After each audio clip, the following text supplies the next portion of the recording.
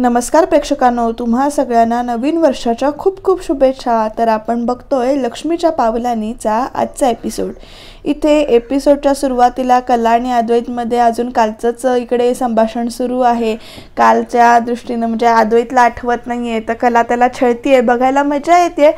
बघूया आता पुढे कला अजून अद्वैतची कशी मजा घेते ते। मग तो सांगतो की दूध बंद केलं, गॅस बंद केला, दूध उतू नाही ना गेलेलं तर नाही, आणि झाकण ठेवलंस का तर हो ठेवलंय ना झाकण, आणि थोडी फट ठेवलीस का नाही तर वाफ निघून जायची, हो हो झालंय सगळं केलंय, आता ते बाकीचं स्टॉप। हां मला सांग काय झालं होतं नेमकं। आई गो काय झालं, पाय दुखतोय माझा। अरे तुला तर माहिती आहे मला लागलंय, पण आज दिवसभर धावपळ करून ना इकडे माझ्या पायावर डाव्या पायावर भार आला होता त्यामुळे दुखतंय मला, पण काय करूया खूप दुखतंय असं खूप ती असं म्हणत असते। कला माझे टाच दुखते, काय सांगू तुला। तो म्हणतो काही सांगू नको, तू मला तेवढंच सांग की काय रात्रीचं काल झालं होतं। मी चेपून देतो ना। तू ऑइंटमेंट लावून देशील का रे, एक काम कर ना। मग हां देतो, तू इथेच पाय ठेव हां। मग इकडे अद्वैत ना पळत जातो आणि मग ऑइंटमेंटचा डबा वगैरे घेऊन येतो आणि मग तो ऑइंटमेंट काढतो लावायला पायाला। तेवढ्यात आता कला म्हणते नाही नको राहू दे, नाही दुखत नाही एवढा, तू फक्त चेपूनच दे, नुसतं चेपलंस ना तरी बरं वाटेल, चालेल। तर हो असं म्हणतो आणि मग इथे अद्वैत ते ऑइंटमेंट ठेवतो आणि इकडे तिचे पाय चेपून देतोय बरं का कलाचे। तर कला पण अशी बरं वाटतंय असं म्हणून इकडे त्याच्याकडे बघून हसतीये आणि बिचारा असं आणि म्हणतीये वरती, अद्वैत आपले चेपतोय पाय। मग ती म्हणते वा वा वा वा खूप छान वाटतंय, खूप बरं वाटतंय, थँक्यू चांदेकर असं ती म्हणते। आणि मग आता त्याच्यानंतर सांग ना आता असं अद्वैत विचारतो, काय झालं होतं तर हां सांगते काय झालं। आपण ना मी तुझी कॉफी केली खाली किचनमध्ये आणि मग पटकन वळले, नाश्त्याची तयारी करायची होती, मग पटकन फ्रीजकडे आले, मग ती जागा ती केवढी खूप छोटी आहे तू बघितलंस ना, तेव्हा फ्रीज उघडला आणि मला पण ठेच लागली। काय सांगतेस तू, मग काय सांगायचं होतं तुला, तू ते बाकीचं सांगू नको, काल रात्री काय घडलं ते सांग ना त्याबद्दल। अच्छा ते होय, हां तेच सांग। तर कुठे होतो आपण सांगत होतीस की काल रात्री, बापरे असं एवढंच म्हणालीस, असं तसं नाही म्हणजे कुठे होतं आपण, म्हणजे मला आठवत नाही मी तुला काय सांगत होते। एक काम कर, मी बहुतेक ह्या साईडला नव्हते, मी त्या साईडला होते, तू तिकडे हो आणि मी इकडे होते। हां हे बरोबर आठवतंय, तू इथे उभी होतीस मी इथे उभं होतो, मी असं चाललं होतं की बापरे, मग आणि मग तू सांगत होतीस की काय झालं।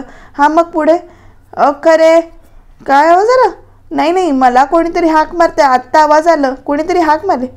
नाही रॉकेट नाही रे, कोणी हाक नाही मारलेली, तू सांग बरं आधी काय झालं ते। मग काय झालं तो परत आवाज येतो बरं हाक मारलेली, हे बघ खरोखर हाक मारली, म्हटलं ना रॉकेट हाक मारतोय। अरे मशीनमध्ये कपडे घालून ठेवलेत आणि मशीन लावून आपल्याला ते काय जमत नाही असं इकडे सांगतो तो। बरोबर ह्या वेळेला तो आवाज देणारच, कारण ही आमची मशीन लावायची वेळ असते। असं कसं पटकन सांग आणि जा ना, असं कसं पटकन सांगायचं, ही काय पटकन सांगायची गोष्ट आहे का, तर खूप काही सांगण्यासारखं आहे का। तर ती एकदम लाजत अशी हो म्हणते आणि म्हणते आले रॉकेट, चल मी आले हा रॉकेट। थांब तू थांब तुझ्या पायाला लागलंय ना, तू कशाला जातेस, मी जातो, मी लावतो। जाशील, हां जाते। दुधाचं झाकण पण बघशील, हो ते पण बघतो ना, जा, ते झालं की झालं, मग मला तू सांगायचं काय झालंय ते हां असं म्हणून तो इथे अद्वैत निघत असतो बरं का। आणि मग त्याच्यात तो चांदेकर काल एकदाच मिळाला ना अनुभव, वेगळा आला अनुभव, म्हणजे काय, म्हणजे तिथे आपण म्हणजे देवीचं दर्शन घेतलं, त्यांच्या गावात राहिलो, त्यांच्या गावचा उत्सव होता, तुझ्या करंगळीला माझा पदर बांधला होता, आपण फांदीने एकमेकांना मारलं, किती मज्जा आली ना, मला तर खूप धमाल आली बघ।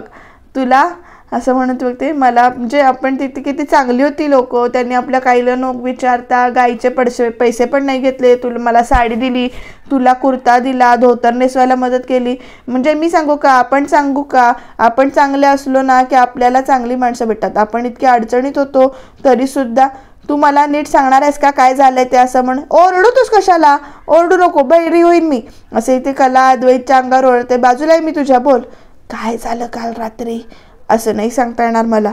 मग म्हणजे आपल्या मधला पडदा आहे ना तो व्यवस्थित करायला पाहिजे, असं माझ्या बाजूने थोडासा वर गेलाय। हो ठीक आहे करतो, हे तू सांगणार होतीस तुम्हाला, का रे तू मुद्दाम फिरकी येतेस ना माझी, आणि नाही रे, पण मला वेळेत सांगायचं होतं, हेच सांगायचं होतं, कर ना असं म्हणतो. आणि मग कला इथे उभी आहे आणि अद्वैत तिकडनं पडदा सारखा करायला गेलाय आणि कला इकडे हसतीये बरं का बिचारी. आणि हे सगळा प्रकार ना इकडे सरोज बघते. आता बघूया पुढे काय काय होणार आहे ते. तर इकडे कला अद्वैतला सांगते इकडनं खाली कर, तिकडनं खाली कर, आणि खाली करतो असं वगैरे इथं म्हणणं चाललंय.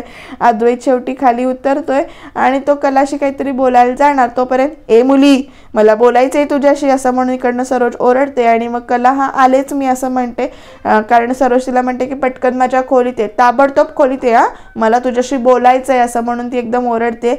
आणि मग कला इकडे हो आलेच असं म्हणते आणि त्या निघून जातात. तर अद्वैत इथे डोक्याला हात लावून बसतोय बरं का, कारण आता आईनं बोलवलंय कलाला, त्यामुळे तिला जायलाच पाहिजे. आणि कला अजून तरी कलानं काय झालंय सांगितलेलं नाही, त्यामुळे अद्वैतला आलंय टेन्शन. आता सरोज चिडून आतमध्ये आलेली आहे रूममध्ये. सरोजच्या पाठोपाठ कला पण येते आणि दोघी एकमेकींच्या पाठमोऱ्या अशा उभ्या आहेत. आणि लगेच सरोज पाठीमागे वळते आणि म्हणते मला तुझ्याशी खूप महत्त्वाचं बोलायचं आहे. इनफॅक्ट मला तुला आठवण करून द्यायची आहे की सरोज मॅडम, तुम्ही काय बोलणार आहात ते मला चांगलंच माहिती आहे. गुड, तुम्ही माझ्याकडून सह्या करून घेतल्या आहेत की माझ्यात आणि अद्वैतमध्ये कुठल्याही प्रकारचा संबंध निर्माण होणार नाहीत, करेक्ट? ह्याची आठवण करून देणार होतात ना तुम्ही मला? तर हो, आणि मी ते विसरलेले नाही आहे. मग तू अशी का वागतीयस? आज सकाळी मी तुम्हाला दोघांना बघितलं तेव्हा तू त्याला कसं जाळ्यात ओढतीयस हे माझ्या लक्षात आलेलं आहे. माझ्या मुलाला म्हणजे तू पूर्ण ओळखलंयस. म्हणजे अद्वैतने एखाद्याला आपलंसं केलं की शेवटपर्यंत तो त्याचा हात सोडत नाही, हे तुला आता चांगलंच कळलंय, म्हणून तू त्याला जाळ्यात ओढायचा प्रयत्न करतेस हे मला कळलेलं नाही असं समजायचा प्रयत्न करू नकोस. सरोज मॅडम, मी तुम्हाला पुन्हा एकदा सांगते, माझ्या मनात तुमच्याबद्दल फक्त आदर आहे, पण तरीसुद्धा माझ्याबद्दल तुम्ही जो विचार करताय ना तो खूप चुकीचा आहे मॅडम असं तिथे म्हणते. माझ्यात आणि अद्वैतमध्ये कुठल्याही प्रकारचे संबंध निर्माण होणार नाही आहेत किंवा होत नाही आहेत. सकाळी तुम्ही जे काही बघितलं ते फक्त आम्हाला सुद्धा अनपेक्षित म्हणजे होतं, अपेक्षित नव्हतं, ते चुकून घडलं. म्हणजे आम्हालाही कल्पना नव्हती की असं काहीतरी घडेल म्हणून असं इथे ती सांगते. पण मॅडम तुम्हाला मी स्पष्टपणे सांगते की अद्वैतशी माझं लग्न झालेलं आहे. आता समाजात आम्ही नवरा बायको म्हणून राहतोय, त्यामुळे आमच्यात कुठल्याही प्रकारचं नातं नाही आहे असं तुम्ही म्हणजे असं आम्हाला नाही वागता येणार एकमेकांशी किंवा असं तुम्ही समजू पण नका.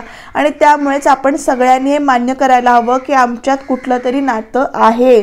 आता त्या नात्याचं भविष्य काय आहे किंवा पुढे काय होतं तो मुद्दा वेगळा, पण मी अद्वैत चांदेकरची बायको आहे हे मात्र सगळ्यांनी लक्षात ठेवायला हवं, हे आपण टाळू शकत नाही असं ती इथे ठामपणे सांगते बरं का. मला तर आवडला कलाचा हा ठामपणा, तुम्हाला आवडला का ते कमेंटमध्ये सांगा. तर इथे सरोज म्हणते की ही मुलगी सहजासहजी गप्प बसणार नाही आहे, पण हिला जर का मला कायमचं गप्प करायचं असेल ना तर मला योग्य वेळेची वाट बघावी लागणार आहे. आणि त्यामुळे त्या शांत बसते, कारण माझ्या मुलाला मी सहजासहजी हिच्या जाळ्यात अडकू देणार नाही असं इथे सरोजनं आता ठरवलंय. बघूया पुढे काय काय होणार आहे ते प्रेक्षकांनो. तर आता इथे कला सगळे आवरावर करते आणि बघते तिकडे की आई आपली म्हणजे तिची आई भाजी निवडते, पण ती कुठल्या तरी वेगळ्याच विचारात आहे. आणि कला मनात विचार करते काय झालं आईला, आई कसला इथे विचार करते एवढा, असं काही झालंय का असं म्हणून इथे कला म्हणते मनात. आणि मग नंतर ती चहा वगैरे ओतते आणि मग इथे आईजवळ आपल्या येते. तोपर्यंत आईचं इकडे भाजी निवडायचं काम चालूच आहे, पण ते खूपच विचारात आहेत त्या भाजी निवडताना. आणि आता बघू पुढे काय सांगणार आहेत कलाला त्या. तर इकडे कलाने चहा आणून दिलाय, तर ती म्हणते की घ्या खरे बाई चहा घ्या, नको काजू मला चहा. काय ग काजू? काजू? अगं आई काजू नाहीये, मी कला आहे कला. अगं तुझं लक्ष कुठे आहे? काय कसला विचार करतेस तू एवढा? तर ती नुसती हसतेच बरं का. आणि हे काय चाललंय तुझं, म्हणजे देठं ताटात ठेवलेली आहेत आणि मेथी खाली ठेवलेली, असा उलटा सुलटा प्रकार चाललाय.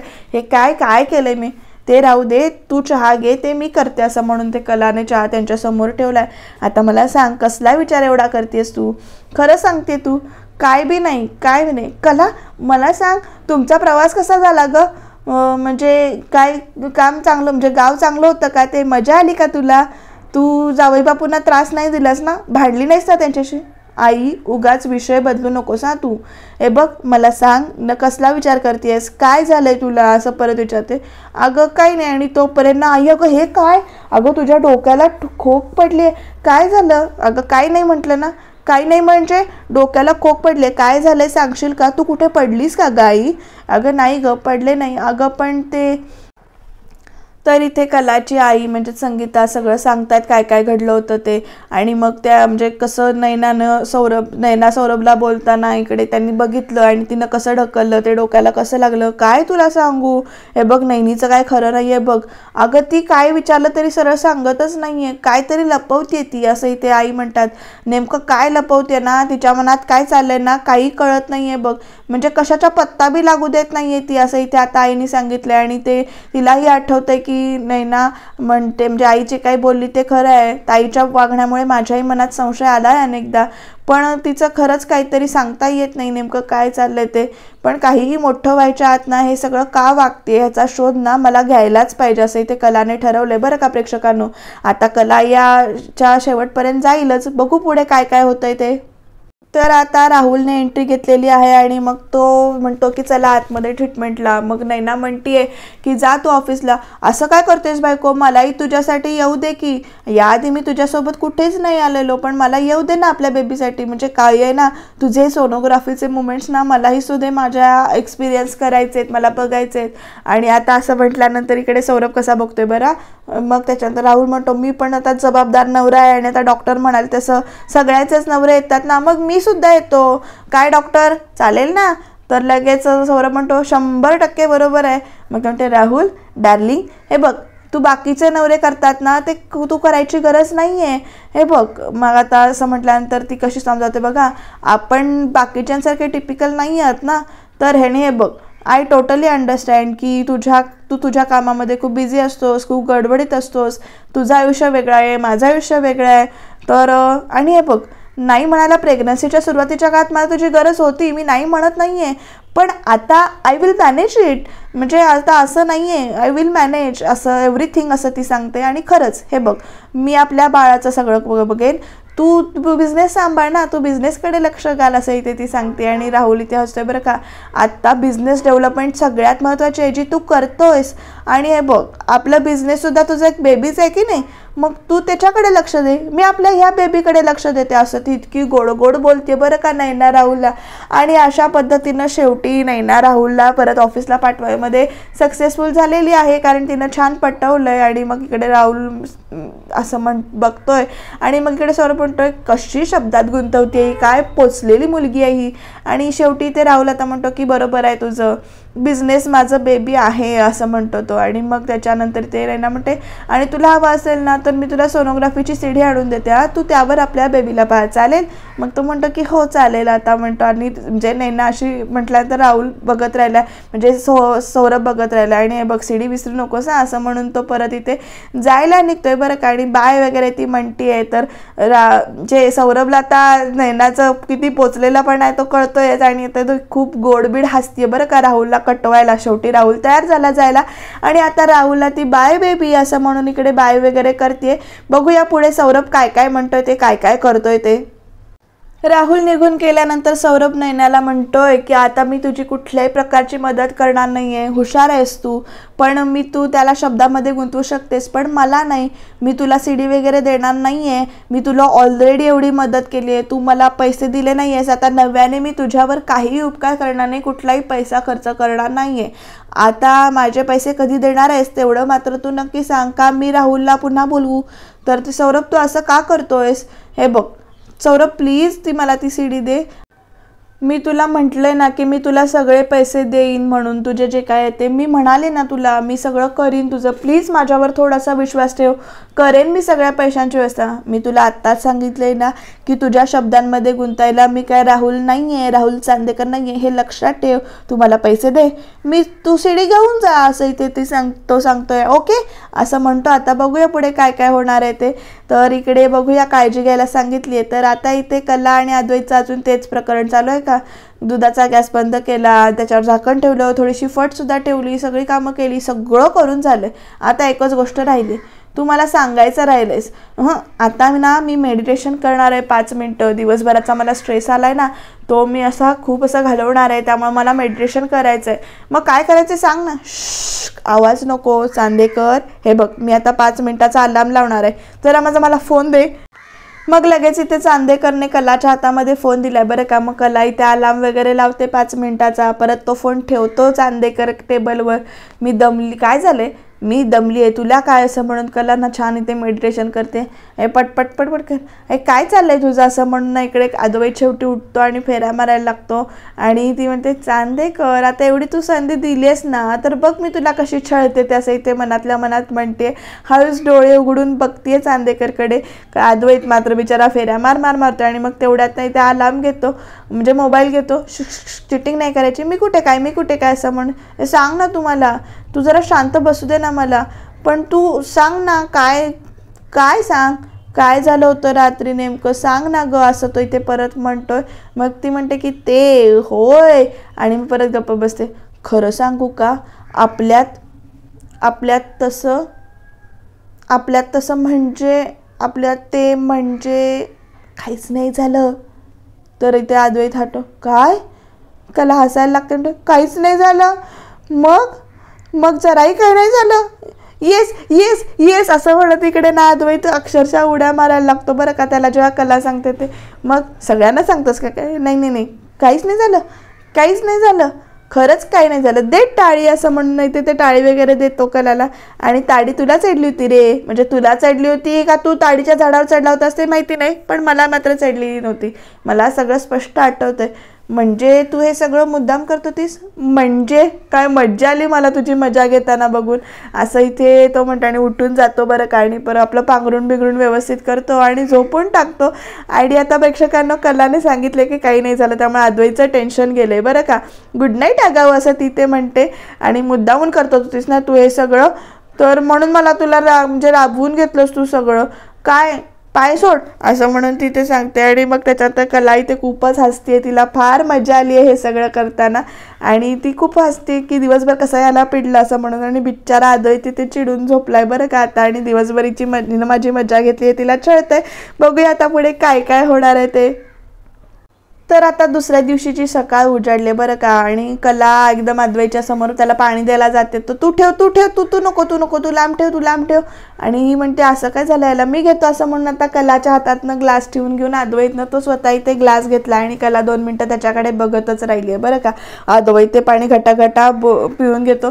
आणि ती म्हणते याच्यासारखा नमुना हाच आहे या जगात, कधी काय वागेल कधी काय नाही काहीही सांगता येत नाही असं ती विचार करते. आणि आता याला काय झालं असं ती म्हणते पुढे.